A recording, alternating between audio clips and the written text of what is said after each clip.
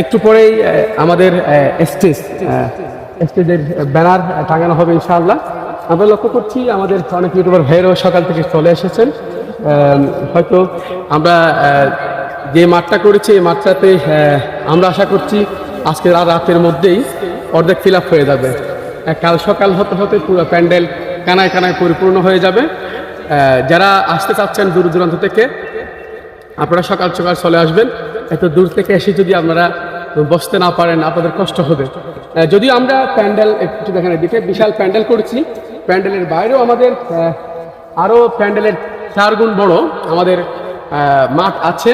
সামনে পিছনে স্টেজের পিছনে এসে দক্ষিণ পূর্বে উত্তর পশ্চিম চারপাশে আমাদের বিশাল বিশাল জায়গা আছে যেখানে আপনারা বসে মহাগ্রন্থ আল কোরআনের বাণী শুনতে পারবেন ইনশাআল্লাহ।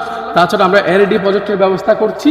আমরা প্রায় 8টি, ভিতরে থাকবে প্রায় 10টি মনে হয়, বিশাল বিশাল 12 ফিট বাই 16 ফিট এত বিশাল আকৃতির আমরা কিছু এলইডি প্রজেক্টের ব্যবস্থা করছি। সব মিলে ইনশাআল্লাহ সুন্দর আয়োজন আমরা করে যাচ্ছি। আপনারা জানেন আগামীকাল এই বিশাল মাহফিলে তাফসির পেশ করবেন নন্দিত মুফাসসিরে কোরআন বাংলাদেশের লাখো কোটি তাওহীদি জনতার হৃদয়ের স্পন্দন আল্লামা ডক্টর মিজানুর রহমান আজহারি। উনি ইনশাআল্লাহ রাত 8টার পরে উনি তাফসির পেশ করবেন।